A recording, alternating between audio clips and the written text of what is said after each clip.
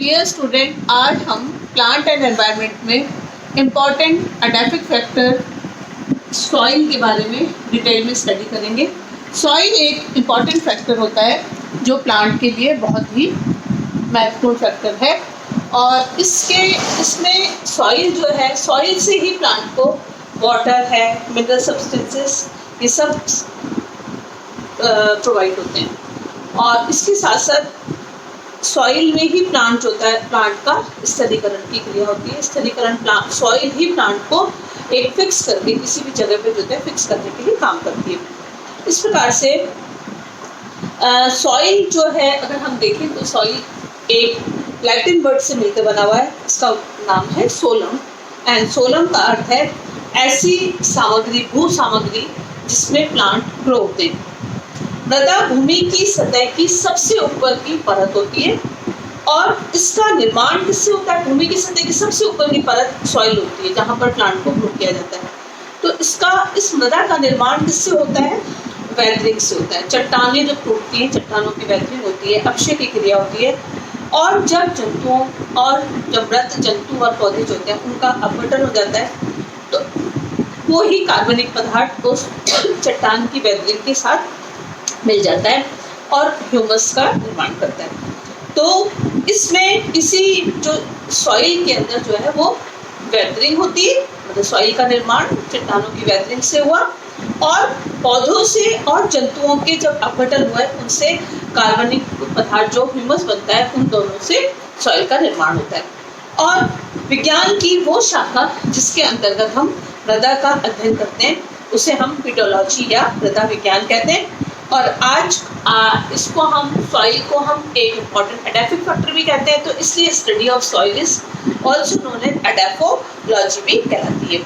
और एडाफोलॉजी के जो इसके रूसी वैज्ञानिक जो थे वो मृदा विज्ञान के जनक थे, उनका नाम था डोक्योची। इस प्रकार से अगर हम सॉइल की डेफिनेशन देखें तो सॉइल क्या है? मृदा पृथ्वी की सबसे ऊपर की परत है जिसमें पादप उगते हैं और अपनी ग्रोथ करते हैं या वृद्धि करते रहते हैं। और इनमें पेड़ पौधे जो होती हैं वो जड़ें जो होती हैं प्रवेश करके, जड़ें इस मिट्टी में प्रवेश कर जाती हैं और जल और खनिज दोनों का अवशोषण करती हैं। तो सॉइल का ये इंट्रोडक्शन था कि सॉइल क्या है। सेकेंड हम उसका टॉपिक पढ़ते हैं, सॉइल फॉर्मेशन कैसे होती है। सॉइल का निर्माण कैसे होता है? पृथ्वी की सबसे ऊपर की जो सतह होती है मृदा कहलाती है, उसका निर्माण उसके ठीक नीचे वाली चट्टानों के विघटन से और कार्बनिक पदार्थ तथा सूक्ष्म जीवों की निरंतर जो अन्योन्य क्रिया होती है उसके फलस्वरूप होता है। और इस प्रकार से ये सॉइल जो होगी वो वेदरिंग से बनी और जंतुओं की अन्योन्य क्रिया के फलस्वरूप बनता है। इस प्रकार से अगर हम सॉइल का निर्माण की बात करें तो सॉइल की फॉर्मेशन जो होती है एक कॉम्प्लेक्स प्रोसेस होता है और इनमें कई प्रकार के, मतलब मैकेनिकल फैक्टर्स तो होंगे, उसके साथ साथ माइक्रो ऑर्गेनिजम्स का भी इम्पॉर्टेंट रोल होता है। तो प्रकृति में मृदा का निर्माण जो होता है वो दो तरीके से होता है। फर्स्ट होता है जिसको हम फ्रैगमेंटेशन कहते हैं या वेदरिंग कहते हैं, विखंडन या अपक्षय की क्रिया, और दूसरी क्रिया जो है वो कहलाएगी सॉइल डेवलपमेंट जिसको हम मृदा जनन की क्रिया कहते हैं। इस प्रकार से सॉइल फॉर्मेशन में हम दो इम्पॉर्टेंट पॉइंट्स के बारे में डिस्कशन करेंगे, वेदरिंग एंड पीडियोजेनेसिस या सॉइल डेवलपमेंट। वेदरिंग क्या है? वेदरिंग का एक ऐसा प्रोसेस है जो ये क्रिया जो होती है ये कई प्रकार के फिजिकल, केमिकल और बायोटिक फैक्टर्स के कारण होती है। और इस प्रकार से इस विखंडन में निर्मित जो कण होते हैं वो रेगुलेट कहलाते हैं। तो वेदरिंग की क्रिया के फलस्वरूप तीनों प्रकार की वेदरिंग होती है, physical weathering, chemical weathering and biological weathering. Physical weathering के इसके अंतर्गत कई सारे इस विखंडन में विभिन्न वातावरणीय जो कारक होते हैं वो चट्टानों पर मैकेनिकल इफेक्ट डालते हैं। इसके फलस्वरूप उन कणों का आकार, चट्टानों का साइज बड़ा होता है, लेकिन अगर उनके ऊपर किसी भी तरह का मैकेनिकल फोर्स लगता है तो मैकेनिकल फोर्स के फलस्वरूप उनका साइज जो होता है वो छोटा होता जाता है।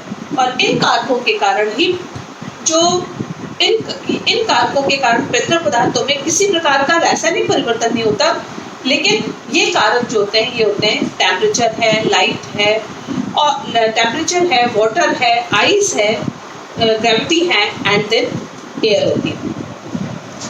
इस प्रकार से तापमान में जो भी तापमान के द्वारा चट्टानों का विखंडन हुआ, तो इस प्रकार से अधिक मतलब दिन में जो होता है टेम्परेचर ज़्यादा होता है, तो उससे वो चट्टानें ज़्यादा प्रसारित होती हैं और रात्रि में कम ताप पर वो संकुचित हो जाती है। इस प्रकार से इन दोनों कारणों के कारण उन पर टेंशन डेवलप होता है और इस टेंशन के कारण चट्टानों में बीच में चट्टानें छोटे छोटे भागों में, छोटे कणों में टूट जाती हैं।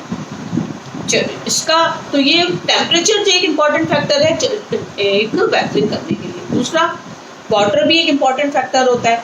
वर्षा के पानी के कारण वर्षा चट्टानों पर यांत्रिक बल लगता है, जैसे बारिश आएगी तो उस पर भी मैकेनिकल फोर्स लगता है, इससे चट्टानें छोटे छोटे खंडों में विखंडित हो जाती हैं। ये टुकड़े जो होते हैं घाटियों से तेजी से प्रभावित होकर जैसे जैसे ऊपर से नीचे आएंगे तो उनमें घर्षण उत्पन्न होगा और उनका साइज और भी छोटा हो जाता है। दूसरी तरफ हम देखते हैं कि समुद्री धाराओं के कारण भी अलग अलग व्यास के कण जो होते हैं वो अलग हो जाते हैं। इस प्रकार से सूक्ष्म व्यास वाले कण समुद्र के पैंदे पर इकट्ठे हो जाते हैं, उससे मराइन सॉइल का निर्माण हो जाता है।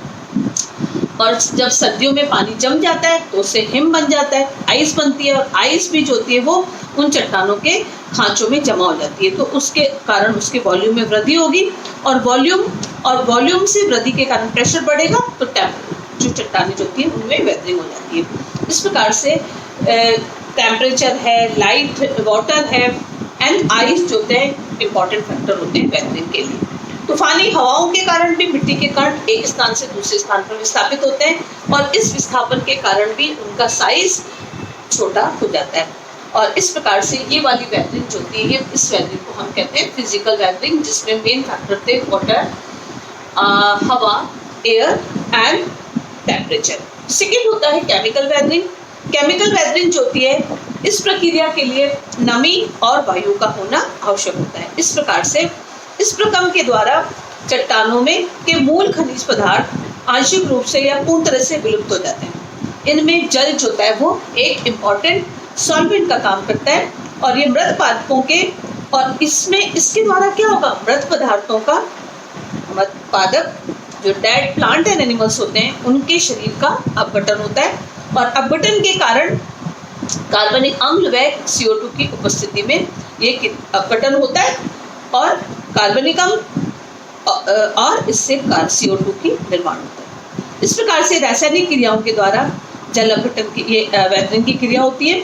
हाइड्रोलिसिस हो रहा है, रिडक्शन भी हो रहा है, ऑक्सीडेशन भी होता है, कार्बोनाइजेशन भी होता है और डिहाइड्रेशन की ये इंपॉर्टेंट केमिकल वेदरिंग में ये केमिकल रिएक्शंस होती हैं। इस प्रकार से ये चट्टानों के अपक्षय में मुख्य भूमिका निभाती हैं और इनमें रासायनिक क्रियाओं के द्वारा चट्टानों का अपक्षय बहुत ही धीमी गति से होता है और फिर भी ये एक महत्वपूर्ण प्रक्रिया होती है। इसमें घुलनशील पदार्थ जो होते हैं उनका हाइड्रोलिसिस हो जाता है और हाइड्रोलिसिस के द्वारा उनको अलग किया जा सकता है। इस प्रकार से वायुमंडल में जितनी भी कार्बन डाइऑक्साइड है और उसके द्वारा और नाइट्रोजन के ऑक्साइड वर्षा के समय जल से क्रिया करके वही कार्बनिक अम्ल और नाइट्रस ऑक्साइड का, नाइट्रिक और नाइट्रिक एसिड का निर्माण करते हैं। इस प्रकार से ये क्रियाएं निम्न होती हैं। जैसे हाइड्रेशन की क्रिया में क्या है, चट्टानों में हेमाइट होता है, हेमाटाइट की वाटर के साथ रिएक्शन होगी तो खनिज पदार्थ लिमोनाइट बनता है और लिमोनाइट बनाता है। इसी प्रकार ऑक्सीडेशन की क्रिया होती तो फेरिक ऑक्साइड से फेरस ऑक्साइड से फेरिक ऑक्साइड का निर्माण होता है और हाइड्रोलिसिस के द्वारा इसमें calcium, magnesium, potassium in ion जल के साथ क्रिया करके जल विघटन करते हैं। इस प्रकार से रिडक्शन की क्रिया के द्वारा फेरस ऑक्साइड में चेंज हो जाता है। कार्बोनीकरण की क्रिया के द्वारा इनमें पानी के साथ मृदा निर्माण भी होता है। CO2 वाटर के साथ रिएक्ट करके कार्बनिक अम्ल और इसी तरीके से कार्बनिक अम्ल जो होता है कैल्शियम डाइहाइड्रोक्साइड होता है, वो फिर कार्बन डाइऑक्साइड के साथ रिएक्शन करके कार्बनिक अम्ल कैल्शियम कार्बोनेट बनाएगा और ये कैल्शियम कार्बोनेट कैल्शियम बाइकार्बोनेट का निर्माण करता है। इस प्रकार से ये केमिकल वेदरिंग होती है। सॉइल डेवलपमेंट में इस वेदरिंग का ही थर्ड पोर्शन जो है वो होता है बायोलॉजिकल वेदरिंग। बायोलॉजिकल वेदरिंग में चट्टानों की दरारों में पेड़ पौधों की जड़ें प्रविष्ट हो जाती हैं। तो इन पेड़ पौधों में जैसे हम देखते हैं पीपल है, बरगद है, गुर्जन है, इनकी जड़ें दरारों के अंदर चली जाएंगी उससे जल और कार्बनिक पदार्थों की मात्रा का पौधे के पोषण हेतु उपयोग करते हुए तेजी से इनकी वृद्धि होती है। इस प्रकार से प्रकाश संश्लेषण के द्वारा ये प्रकाशीय ऊर्जा का उपयोग करते हैं और कुछ भाग मृदा में कार्बनिक पदार्थों के रूप में इसी से समायोजित हो जाता है। इस प्रकार से पादप अवशेषों के कारण जब उनका डेड जाता है तो उसके ऊपर कार्बनिक माइक्रोऑर्गेनिजम्स डेवलप हो जाते हैं। बैक्टीरिया है, फंजाई है, कई प्रकार के सॉइल ऑर्गेनिज्म डेवलप हो जाते हैं। वनों में लाइकेन में पार्मेलिया है, राइजोकार्पन है आदि चट्टानों की चिकनी सतह पर अपक्षरण करके कार्बनिक अम्ल और ऑक्सैलिक अम्ल द्वारा करते हैं। मतलब इन अम्लों के कारण उनका अपक्षय होता है। परिणाम स्वरूप चट्टानों के अपक्षय द्वारा ही मृदा का निर्माण होता है। इस प्रकार से ये एक प्रकार की जैविक क्रिया होती है। यही कारण है कि लाइकेन्स सॉइल बिल्डर्स या फार्मर्स ऑफ नेचर कहलाते हैं। लाइकेन्स में एल्गी और फंजाई दोनों भी अपने काम करेंगे। इस प्रकार से ये वेदरिंग की क्रिया जो होती है 3 प्रकार की होगी, physical weathering, chemical weathering and chemical weathering के साथ है बायोलॉजिकल वेदरिंग। इस प्रकार से सॉइल फॉर्मेशन का फर्स्ट पार्ट के बाद अब सेकेंड पार्ट पढ़ते हैं सॉइल डेवलपमेंट, जिससे पीडोजेनेसिस भी कहते हैं। और पीडोजेनेसिस की क्रिया के जब वेदरिंग होगी तो वेदरिंग के द्वारा तो चट्टान जो होते हैं वो छोटे छोटे कणों में बदल गए, छोटे जो बारीक खनिज कणिकाओं में परिवर्तित होता है। इस प्रकार से आगे की क्रिया जो होती है सॉइल फॉर्मेशन जो होगा उसमें सॉइल डेवलपमेंट की क्रिया होती है। इसमें खनिज कणों के बन जाने से मृदा का निर्माण अभी पूरा नहीं हुआ है, उसके अंदर मृदा के अंदर अभी कुछ चेंजेस होंगे, उसी से ही वो मृदा का निर्माण होगा। इस प्रकार से मृदा में विकसित या पूर्णतः परिवर्तित होने के लिए उसमें खनिज कण और जटिल प्रक्रिया से फिर गुजरते हैं। इसी क्रिया को हम पीडोजेनेसिस या सॉइल डेवलपमेंट या सॉइल मैच्योरेशन कहते हैं और ये कंप्लीटली जैविक क्रियाओं पर निर्भर करती है। उनमें बायोलॉजिकल वेदरिंग से जितने भी सॉइल ऑर्गेनिज्म जो होते हैं वो सॉइल फॉर्मेशन में काम करते हैं। मृदा निर्माण के अंदर पीडोजेनेसिस के अंदर मृदा सजीवों के शरीर द्वारा स्रावित अनेक प्रकार के कार्बनिक पदार्थों और जैसे कार्बनिक अम्ल और एंजाइम का निर्माण होता है। इस प्रकार से अपक्षय के कारण कार्बनिक अम्लों का रूपांतरण अकार्बनिक पदार्थों में हो जाता है। तो मिलीपीड है, सेंटीपीड है, केचुए हैं, ये सब ताजा पदार्थों को खाते हैं और आंशिक रूप से उनका अपघटन करके उत्सर्जी पदार्थों के रूप में इन्होंने छोड़ दिया। सूक्ष्मदर्शी द्वारा इन पदार्थों का वापस कार्बोहाइड्रेट, प्रोटीन, लिग्निन, वसा आदि में अपचयित कर लिया जाता है। इस प्रकार से उनका पुनः अपघटन के द्वारा कार्बनिक पदार्थों में यानी कार्बनिक से अकार्बनिक पदार्थों में वापस आ गए। कार्बनिक पदार्थों का मूल अंश क्या कहलाता है?